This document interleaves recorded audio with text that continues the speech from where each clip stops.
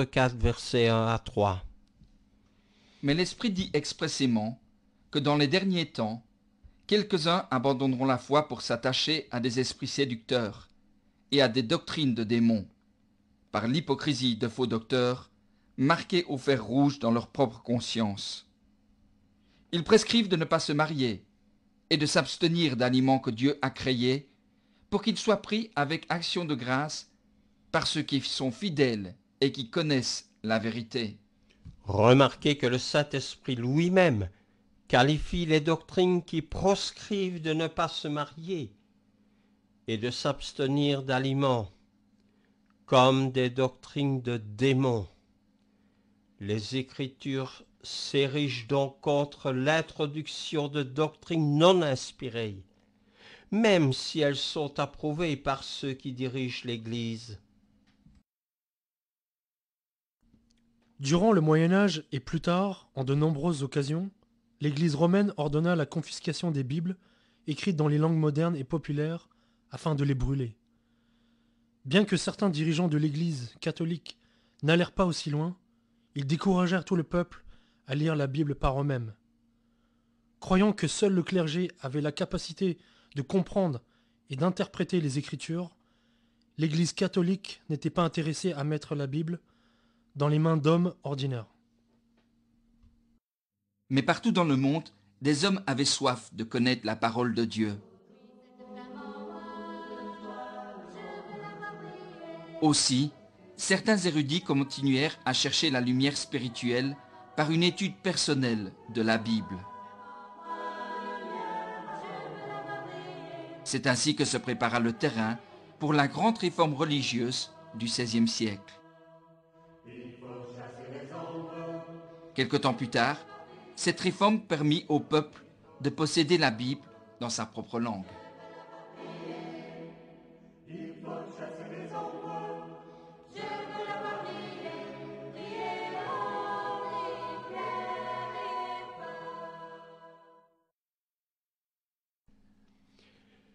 L'Église romaine essaya d'écraser cette opposition qui allait grandissant à ses enseignements.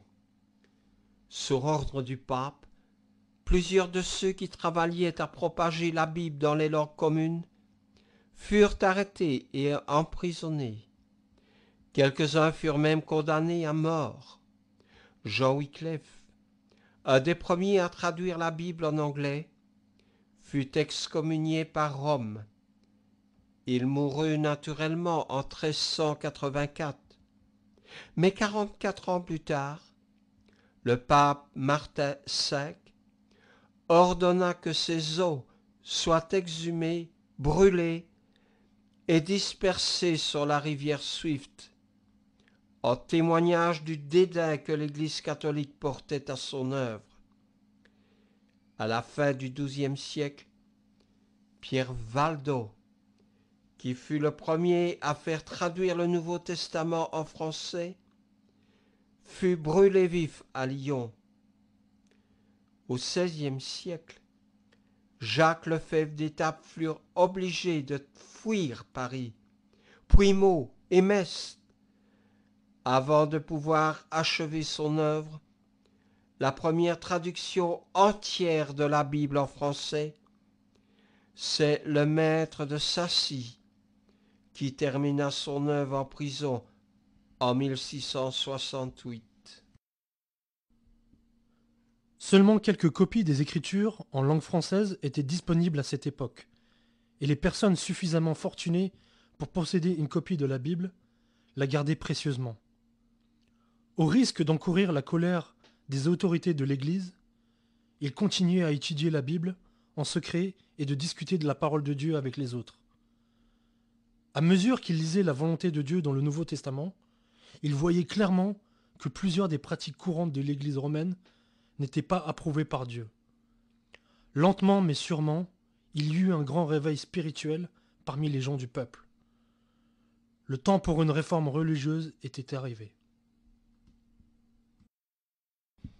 Au début du XVIe siècle, Martin Luther, un moine augustin, dirigea un mouvement radical pour réformer l'Église catholique.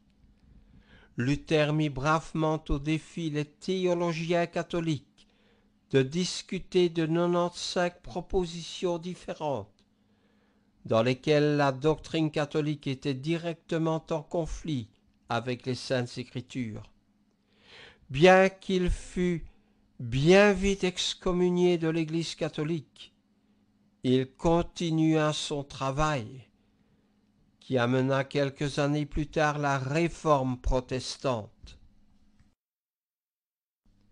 Défiant les autorités religieuses, Luther traduisit la Bible en allemand, la langue de son peuple.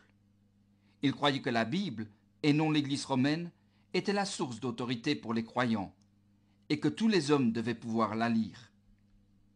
Ses efforts pour cette réforme ont produit le premier retour majeur à la Bible. Bien que nous admirions le courage et la détermination de Luther, nous ne devons pas oublier que sa réforme consistait plus à changer l'Église catholique qu'à restaurer l'Église originale du Nouveau Testament. Luther ne voulait pas créer une nouvelle Église. Néanmoins, les gens ont rapidement prié Luther et ses adeptes de produire un édit officiel de ses enseignements. Cet édit, la Confession d'Augsbourg, a été adopté en 1530. Après la mort de Luther, ses fidèles continuèrent à faire circuler ses enseignements. Bien des gens qui étaient devenus insatisfaits de la tyrannie du clergé se sont empressés de se joindre à cette nouvelle confession.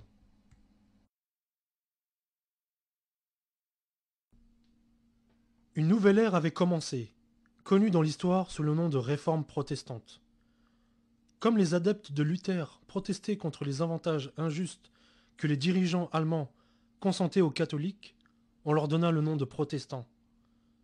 Toutes les églises protestantes datent de moins de 500 ans. Comme l'église catholique elle-même, elles ne s'établirent que plusieurs centaines d'années après la création de l'église mise en place par Jésus et ses apôtres. Comme il fallait s'y attendre, les disciples de Luther prirent bientôt l'appellation de luthériens. Avant la fin du XVIe siècle, ce nouveau mouvement forma une organisation religieuse distincte, connue sous le nom d'Église luthérienne. Ce développement contredisait l'enseignement de Luther lui-même, car il avait tenté de convaincre ses adeptes de ne pas s'appeler des luthériens, mais seulement des chrétiens.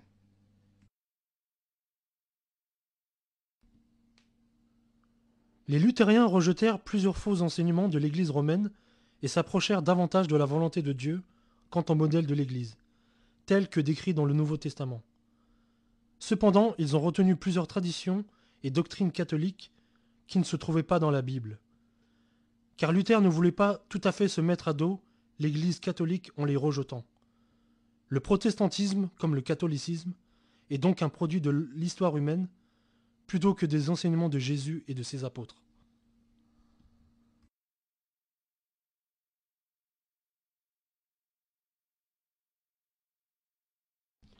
L'Église presbytérienne, quant à elle, s'est développée en Écosse, suite au mouvement de réforme amorcé plutôt en Suisse par Jean Calvin. En 1536, ce dernier avait publié ses intitulés de la religion chrétienne pour défendre le protestantisme en France. Puis il avait dû s'enfuir vers la Suisse pour échapper à la persécution des catholiques. En Suisse, on désignait les disciples de Calvin comme l'Église réformée. En Écosse, ces adeptes créèrent des églises qui furent identifiées sous le nom d'église presbytérienne.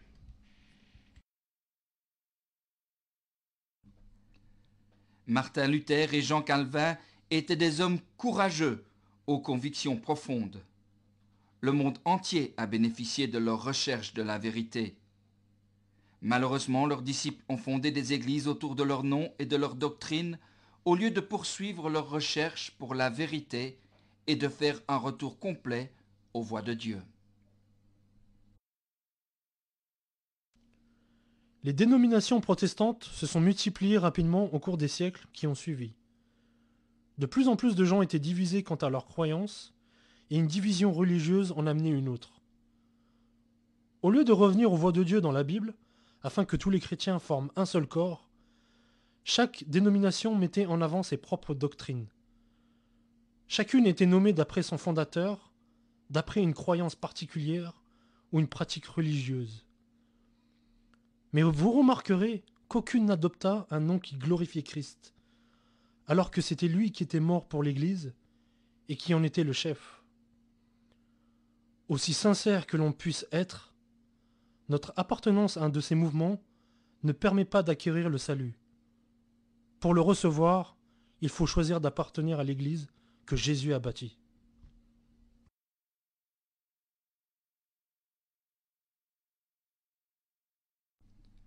En 1534, sous le règne d'Henri VIII, l'Église d'Angleterre se sépara de l'Église romaine.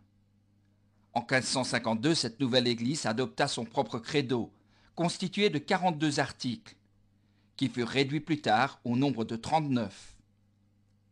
Plusieurs églises aujourd'hui, y compris l'Église méthodiste, fondée en 1739, et l'Église épiscopalienne, sont des rejetons de l'Église d'Angleterre. L'Église baptiste est un des groupes importants qui s'opposèrent à l'Église d'Angleterre. La première Église baptiste fut établie à Amsterdam en Hollande au début du XVIIe siècle.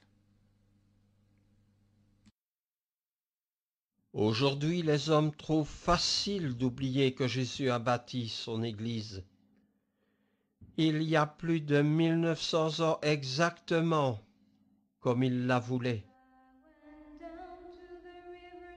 Dans le Nouveau Testament, nous pouvons lire que l'existence de l'Église du Christ remonte à des centaines d'années, avant l'apparition des églises catholiques et protestantes. Aujourd'hui, si la parole de Dieu est semée purement et simplement, elle produira toujours des chrétiens unis dans la seule Église établie par Christ lui-même.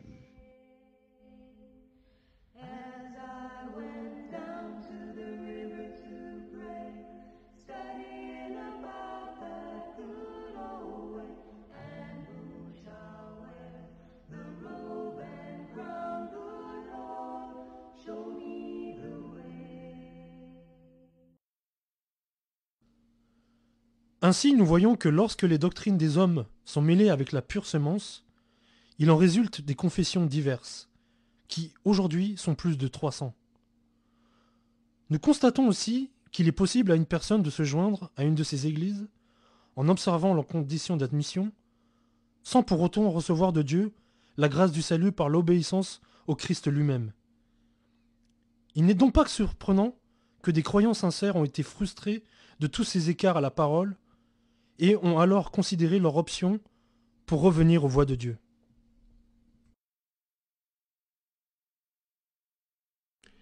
Bien que ces hommes vivaient loin l'un de l'autre et qu'ils ne se connaissaient pas, ils partageaient la même ambition.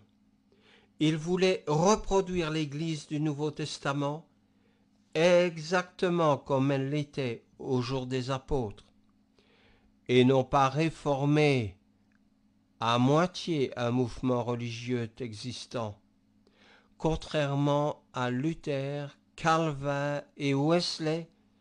Ces hommes se séparaient volontairement de leur dénomination pour rebâtir à partir de zéro l'Église primitive et pure, telle que Jésus l'avait établie. Ils conduisirent les gens autour d'eux vers les textes du Nouveau Testament seulement et refusèrent tout credo.